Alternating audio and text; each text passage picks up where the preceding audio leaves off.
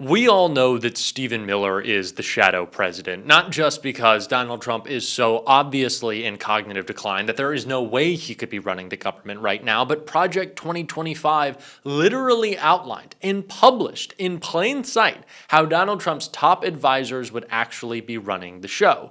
And that is what Stephen Miller has been doing all along, and he thought he could do it with nobody looking, but now that is the opposite of what is happening, because a bombshell lawsuit is not only blowing up Stephen Miller's illegal and immoral ICE raids, but it is also exposing how he is running things behind the show, and he is freaking out about it. We are going to get into it all, but before we do, if I could quickly ask you to leave a like on this video, and if you haven't already and you enjoy our channel, to hit that subscribe button because it goes a long way in supporting our work. Now, before we can get into a screaming meltdown from Stephen Miller and how this lawsuit is blowing up his attacks, we have to start with some reporting from Rachel Maddow on the spyware that ICE is using to try to attack us. Well, then Donald Trump was elected, and the Trump administration has now quietly reversed that ban. And indeed, they have now contracted with a company that makes exactly that same kind of spyware as Pegasus. And which part of the Trump administration is using it? Which part of the Trump administration has been given this surveillance tool? ICE. And are they using it just against immigrants? Yeah, right, as if.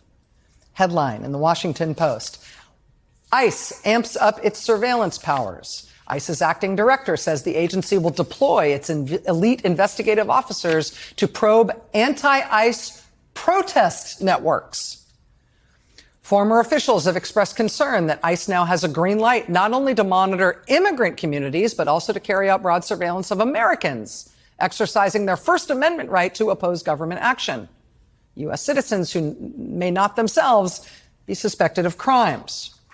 According to the Electronic Privacy Information Center, quote, "We don't know if law enforcement or ICE are even getting search warrants to deploy this software." Paragon, the company that makes this version of this no-click take over your phone software, which Trump has now given to ICE, Paragon software has been used by the Italian government to infect the phones of opposition politicians and activists who help immigrants. Penlink, another surveillance company that provides real-time location data about you to the government without a warrant, it's been used in the past to target opposition politicians and activists in Mexico and also in Hong Kong. Now our government, and specifically ICE, has those and more. Again, supposedly to use in their mission against immigrants, but also apparently to use against Americans who are protesting against them, and to use that stuff with or without a warrant, and with or without any restraint at all. Stephen Miller is spying on you and me, our families, undocumented people in this country, everybody in this country, so he can hit deportation quotas that are meaningless except for the fact that Donald Trump needs a number to tout for his PR, and Stephen Miller is a disgusting freak. Now, we have talked about this spyware before, but in the context of this current story, it couldn't be more important and couldn't be more dangerous. Stephen Miller is an out-of-control individual, and every time he takes a loss, which he continues to because this immigration agenda is blowing up in his face, and it has literally never been more unpopular, he loses it. And we saw him do that recently, screaming and melting down on Fox right here. Well, look, I hate to say it, Sean, but Democrat leaders are siding with the domestic terrorists. Antifa is waging, as I explained in that clip you played, daily violent assault against ICE officers. Stephen Miller has to create the most dramatic stakes possible to justify the all-out assault on American cities that we have seen from ICE. And blue cities, of course, assault on blue cities. Stephen Miller wants to intimidate Democratic mayors, Democratic governors. It is the ethos of this administration to instill fear in people. They want us scared. They want us worried, looking over our shoulder constantly. They want this cruel, crushing angst to be driving our lives, because the cruelty, it is the point. That is what Stephen Miller wants. And he thinks that he can inflict that upon us from behind the scenes, that he can stay out of the firing line, that there won't be any accountability for Stephen Miller. and the disgusting message that he is pushing to his ICE goons. But that's not true, because a new lawsuit is about to uncover everything that Stephen Miller doesn't want you to know as he tries to look through all your information, and it has him pretty furious. Judge rips bungling DHS lawyer for trying to keep Stephen Miller's orders secret. A federal judge humiliated a Justice Department attorney after he tried to shut down questions about Stephen Miller's role in Chicago's ICE crackdown. A government lawyer stumbled through objections to a demand from plaintiffs to hand over details of communications between Stephen Miller and a Border Patrol commander. The argument came during Bovino's deposition as part of a lawsuit about immigration agents' aggressive tactics during the Trump administration's Operation Midway Blitz in Chicago, prompting an intervention from U.S. District Judge Sarah Ellis. Ellis responded that such lines were relevant if they illuminated what Bovino told officers about how they shaped forced decisions on the streets of Chicago. This is the problem when we've got a revolving door of attorneys and they haven't been here for the entire thing, Ellis told the lawyer. They haven't sat through people's testimony, they haven't sat through these hearings, and so now I'm having to explain myself multiple times, and I find it at this point extremely frustrating and a waste of time.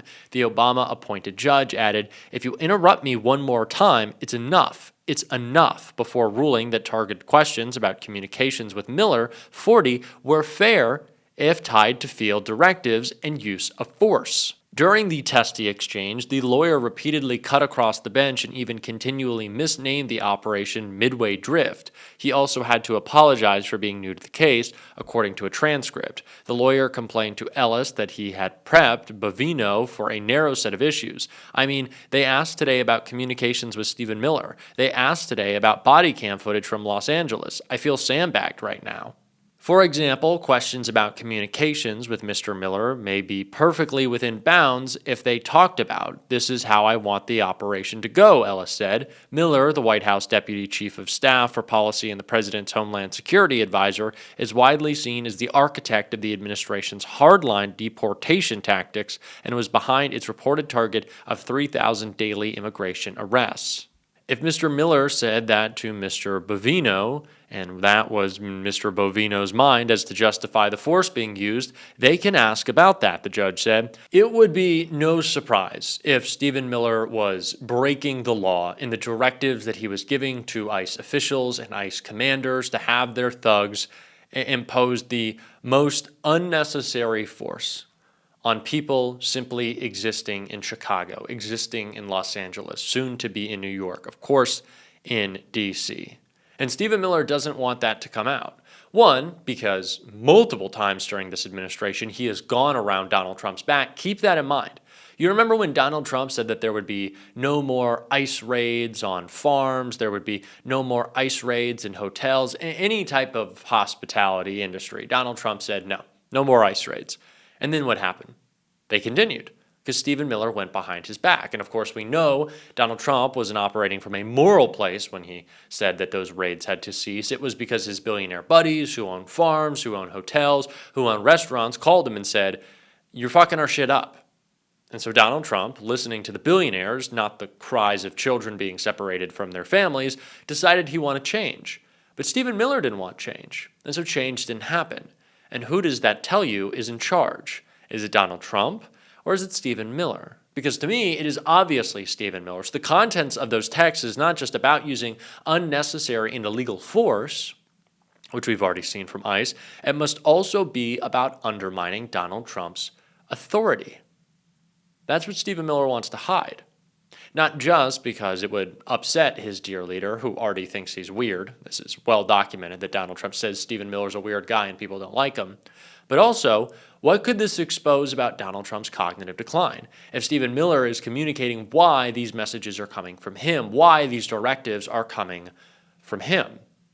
Stephen Miller wants to be able to look at everything on your phone, but we can't see the text messages he's exchanged about the health of the President of the United States, about what type of force he wants ICE agents to use illegally on U.S. citizens.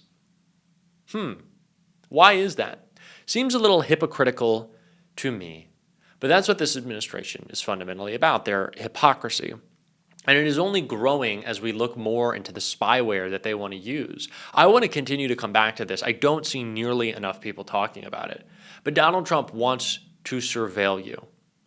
The billionaires who profit off of data storage, cloud storage, like Larry Ellison, who's a huge Trump supporter, who is a huge backer of Palantir, who worked for the CIA on a project called Oracle before starting Oracle. It was intended to keep a massive profile of data points about every American. Imagine how terrifying that would be under this Trump administration. Massive profile with all of your data, tracking everything you do online, what videos you watch, what politicians you follow on the internet. And they could use that against you. So Larry Ellison loves this. Peter Thiel loves this. The guys at Palantir love this. The tracking of your personal information, the collection of all of your data, because not only does it make them billions of dollars as they create this cloud storage, but it also allows them to implement what they ultimately want, which is this larger police state. It's a benefit to them. It's a benefit to Trump. It's a benefit to the fascists, which is why this reporting from Maddow is so important. And then it was confirmed by the Washington Post. And it does appear that the Trump administration has decided to reactivate the contract with that spyware company. The Washington Post reports that it's not clear why the contract has been reactivated or what exactly happens next or what ICE is going to do with this type of technology. The Post was unable to get comment from the company in question. But this company makes total surveillance technology of a type that has been linked to some of the scariest human rights abuses in the developed world. And of course, the news that Trump wants ICE to have it comes just as the Supreme Court has given the go-ahead for the Trump administration to restart roving immigration patrols in Los Angeles, in which ICE admits they're going after people on the basis of their ethnicity. It comes just as the Trump administration announces a new immigration blitz in the great city of Chicago. I mean, yeah, with what Trump is having ICE do and the possibility of ICE having access to this kind of technology, what could possibly go wrong, right? Set yourself a news alert on this company, Paragon. On this one, you are definitely going to want to watch this space. This is very frightening shit. It's not getting talked about enough. We will certainly continue to on this show. I'm so glad that Rachel Maddow is bringing it up. I've seen few in the mainstream media do, but she's always ahead of things.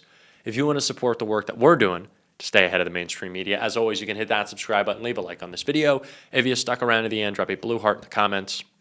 Keep on fighting, y'all. Don't let them silence you. And until next time, I'll see you soon.